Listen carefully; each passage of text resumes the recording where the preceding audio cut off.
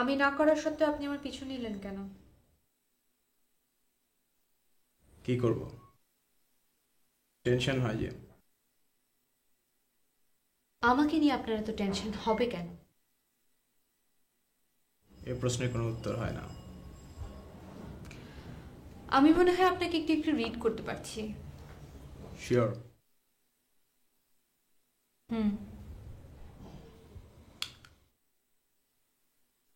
আমাকে আমার কাজ করতে দিন। আমি আপনাকে কনফার্ম করছি, আমি আপনার কাছে কিছুই চাই না। শিওর?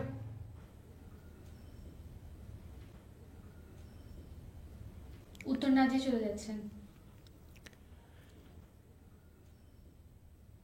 আমি এখন আসি, আপনি খুব টায়ার্ড, রেস্ট নিন।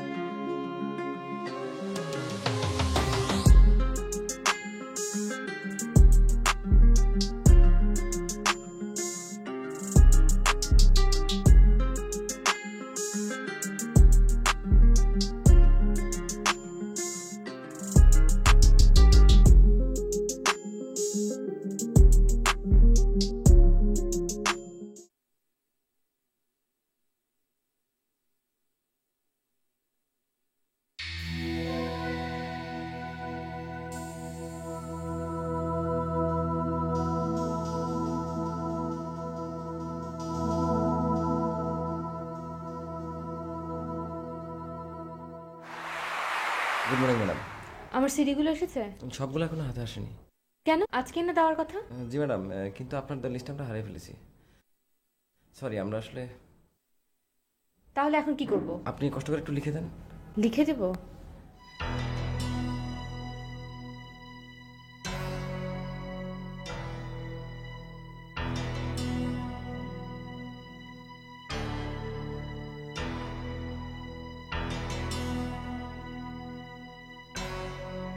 যেন আজকে বিকেলের মধ্যে আমি সবকিছু পাই। জি ম্যাডাম, অবশ্যই।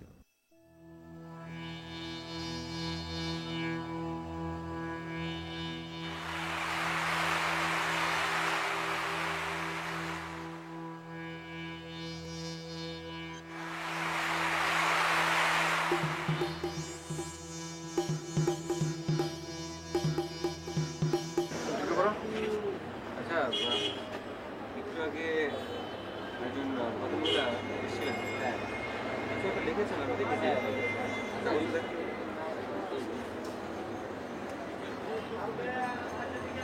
আমি একটা প্রাইভেট দিতে দেবো, আমার একটা লাগবে। আমি আপনাকে ব্যবস্থা পরে বলতে দেবো।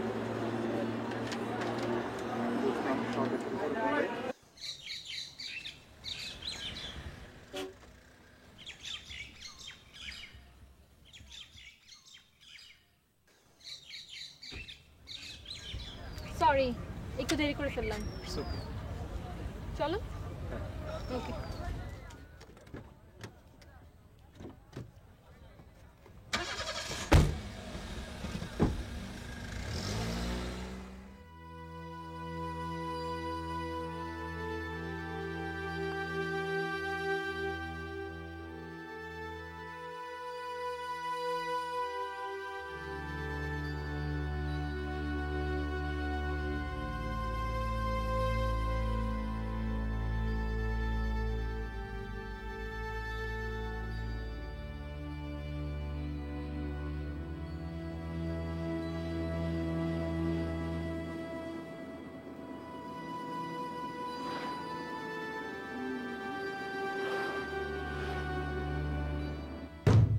কে সেই মেয়ে?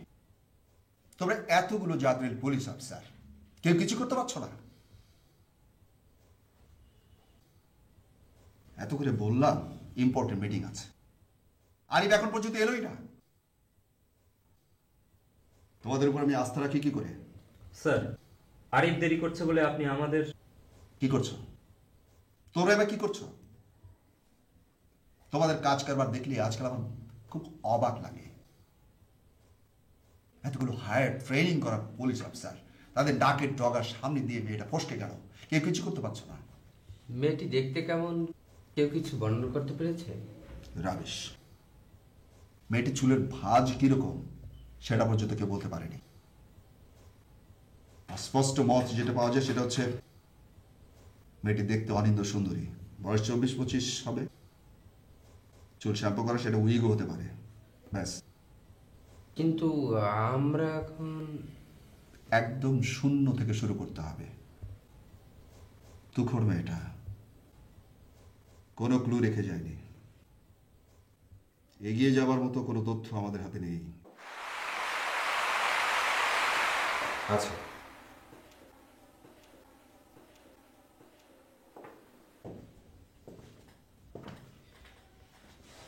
কি বলছো তুমি?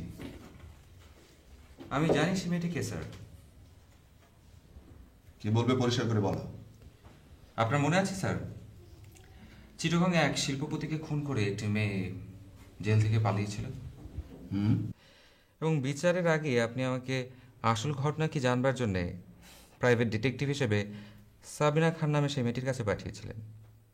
কিন্তু সেটা তো বেশি দিন হয়নি, সে কেস তো এখনো তুমি চালাচ্ছি, তবে সঠিক তথ্য প্রমাণাদির অভাবে আমি ঠিক সুরাহা করে উঠতে পারছিলাম না স্যার।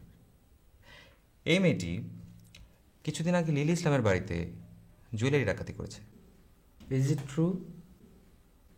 ইয়েস। কিন্তু তুমি তো মেয়েটির সঙ্গে দেখা করে এসে আমাকে বলেছিলে মেয়েটি নিষ্পাপ। জি স্যার, তখন ছিল, কিন্তু এখন আর নেই। কিরকম? তখন ছিলেন সাবিনা খান আর এখন রিনি খান। মানে? স্যার, আপনার তো নিশ্চয়ই মনে আছে যে যে ভ্যানটি, প্রিজন ভ্যানটি চিটং থেকে ঢাকায় ফিরছিল, সেটার অ্যাক্সিডেন্ট হয়েছিল, এবং তারপর থেকেই আর সাবিনা খানকে খুঁজে পাওয়া যাচ্ছিল না। সামান্য চেহারা বদল করে হঠাৎ করে আমাদের মাঝে চলে আসলো রিনি খান এবং নেমে পড়লো অপরাধ জগতে। বিষয়টা তুমি একটু খুলে বলো তো। সাবিনা খান ওরফে রিনি খান এখন আছেন আজিজ আলী শেল্টারে। আজিজ আলী? জি স্যার। কিন্তু সাবরিনা খান আর রিনি খান যে একই মেয়ে, সেটা এত কনফার্ম হচ্ছে কিভাবে? আমি বেশ কিছুদিন আগে লালখান বাজার থানা থেকে সাবিনা খানের সিগনেচার কালেক্ট করেছিলাম, আর কিছুক্ষণ আগে আমি রিনি খানের হাতের লেখা সম্বলিত একটি কাগজ একটি ভিসিডি সেন্টার থেকে কালেক্ট করেছি। ব্যাপারটি নিশ্চিত হবার জন্য স্যার আমি একজন হ্যান্ডরাইটিং এক্সপার্টকে দিয়ে পুরোটা পরীক্ষা করিয়েছি, এবং দুটো লেখাই একই মানুষের। Sorry sir. মানে? এই রিপোর্টটি কালেক্ট করবার জন্যই স্যার আমার দেরি হয়ে গিয়েছিল। ও, ইটস ওকে। সে মেয়েটি এখন কোথায়? এই মুহূর্তে ঠিক কোথায় সেটা বলতে পারছি না স্যার, তবে তাকে অবশ্যই খুঁজে বের করতে হবে। গুড, লেগে যাও। Yes sir. সমস্ত তথ্য প্রমাণ সহ ডিটেলটা তুমি কাল সকালে আমাকে জানাবে, ওকে? জি স্যার।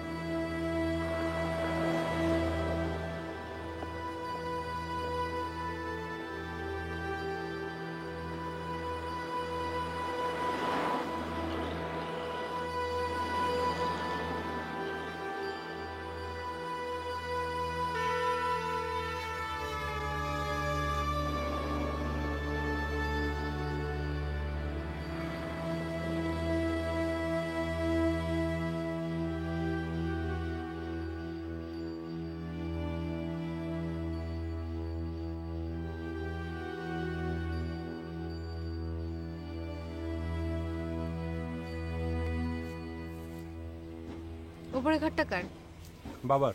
বাবা এলে থাকেন। ভেতরটা খুব সুন্দর। মানে এমনভাবে বলছো যেন তুমি এর আগে এখানে এসছো।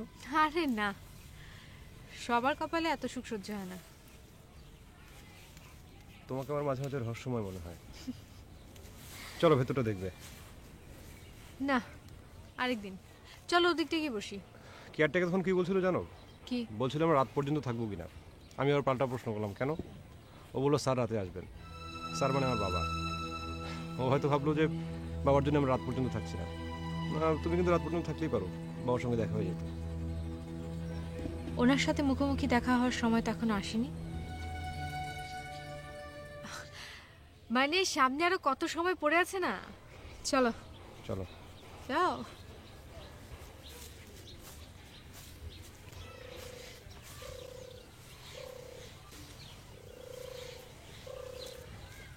সত্যি জায়গাটা খুব সুন্দর। হুম। প্রায় আসো? না, না, এর আগে মাত্র 2বার এসেছি। মাত্র 2বার? কেন? এমনি ইচ্ছে করে না।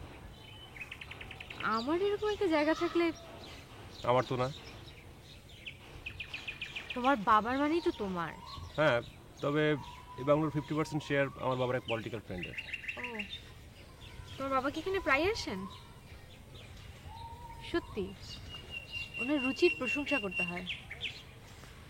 উনি মনে হয় কাজ টাজ করে যখন একেবারে টায়ার্ড হয়ে যান এখানে এসে কিছুদিন বিশ্রাম করে যান না? হ্যাঁ, তা বলতে পারো। বাবার যত 2 নম্বরই ব্যবসা নীল নকশা এখান থেকে হয়। মানে? না কিছু না। না বলো না, 2 নম্বরই ব্যবসা, নীল বাদ দাও তো। নকশা। উনি কি আজকে আসবেন এখানে? হ্যাঁ, তাই তো শুনলাম। ও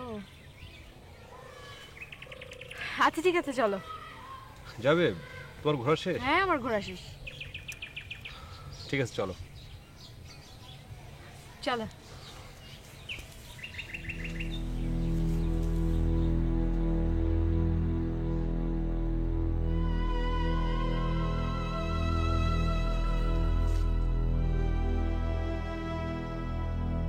আমি যাচ্ছি।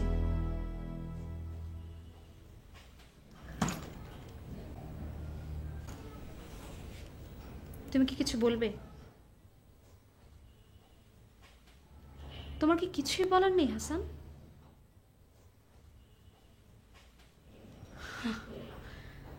তার মানে আমি চলে গেলেই তোমার অপরাধ বোধ থেকে মুক্তি পাবে না?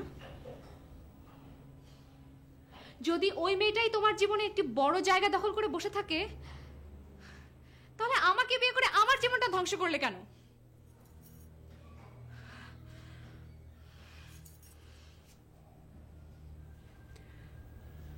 সময় মতো ডিভোর্স লেটার পেয়ে যাবে, সিগনেচার করে দিই। ভালো থেকো।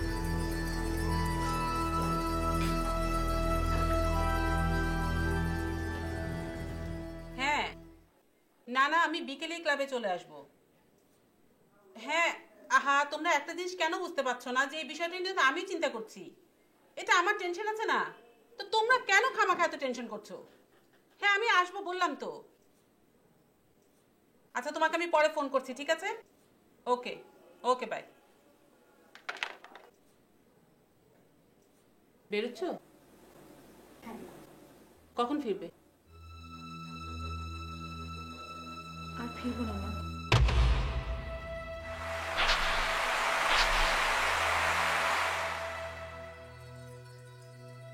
ফিরবে না মানে?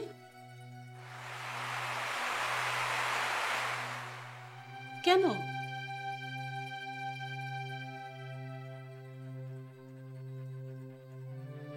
হাসানের সাথে আর একসঙ্গে থাকা সম্ভব না।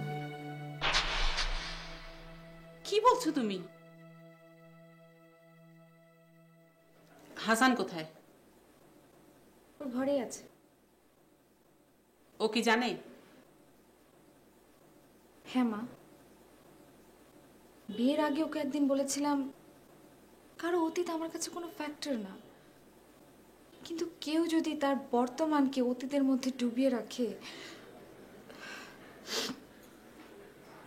আসলে ওকেও দোষ দিই না মা। কারো মধ্যে যদি অপরাধবোধ, গ্লানি সব তীব্র হয়ে ওঠে, তাহলে মানুষটা খুব অসহায় হয়ে পড়ে। কিন্তু কেন? তোমরা কি? আমি অনেক ট্রাই করেছি মা, but Hasan is very rigid. আমার পক্ষে আর সম্ভব হচ্ছে না।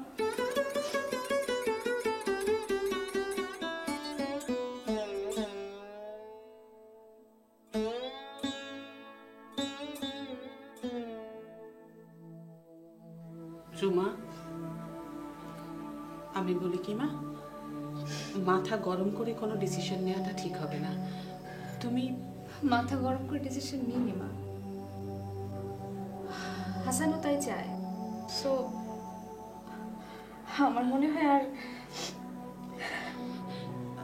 হাসানের বাবা আসুক,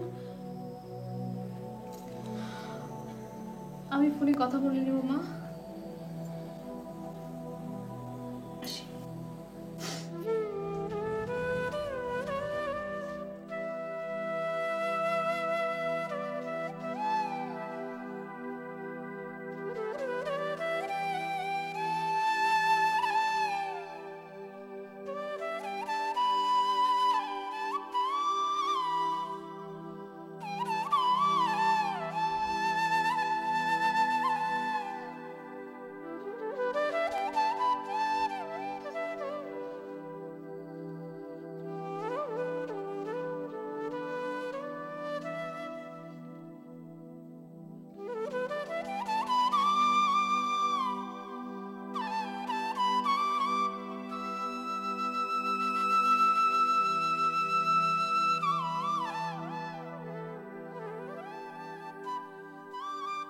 হাসান,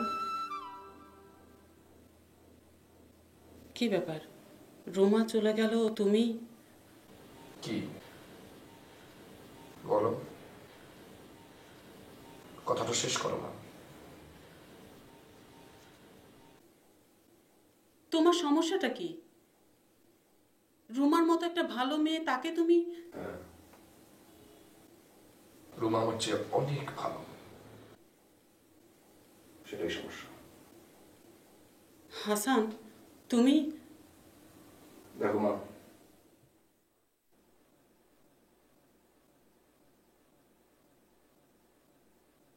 আমাদের জীবনটা আমাদের, ওকে?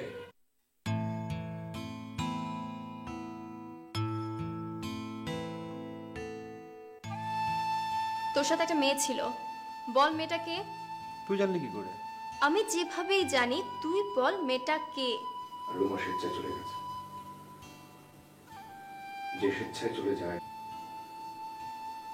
তাকে কি মানে জোর করে আটকে রাখা যায়? সাবিনা খান কেস সম্পর্কে আমি যেসব তথ্য প্রমাণাদি সংগ্রহ করেছিলাম স্যার, সেসব হারিয়ে গেছে স্যার। কিভাবে হারালো? কে বা কারা আমার বাসার তালা ভেঙে স্যার সব চুরি করে নিয়ে গেছে। আমার কষ্ট, আমার গ্লানি, আমার অতীত স্মৃতি, এর বাইরে কি কখনো আমি যেতে পারবো? Be careful. আমার মনে হচ্ছে আই নো স্যার, আজিজ আলীর হাত অনেক লম্বা। আপনি আমাকে নিয়ে চিন্তা করবেন না স্যার, আমি সাবিনাকে ঠিকই ধরতে পারবো। এরা যদি ঘুষ না খেত তাহলে তো আমাদেরও ঘুষ দিতে হতো না, আমরাও ঠিকঠাক মতো কাজ করতাম, তাই না? আপনারা এদেরকে ঘুষ না দিলে এরা ঘুষ খাবে কোত্থেকে? আপনি একটু কেয়ারফুলি চলবেন। আরিফ সম্ভবত কোনো ক্লু পেয়েছে। আজকাল টাকা পয়সা আমাকে খুশি করতে পারে না, কেন বলো তো? আপনার অনেক আছে তো তাই। তাহলে এত টাকা টাকা করি কেন বল? অভ্যাস।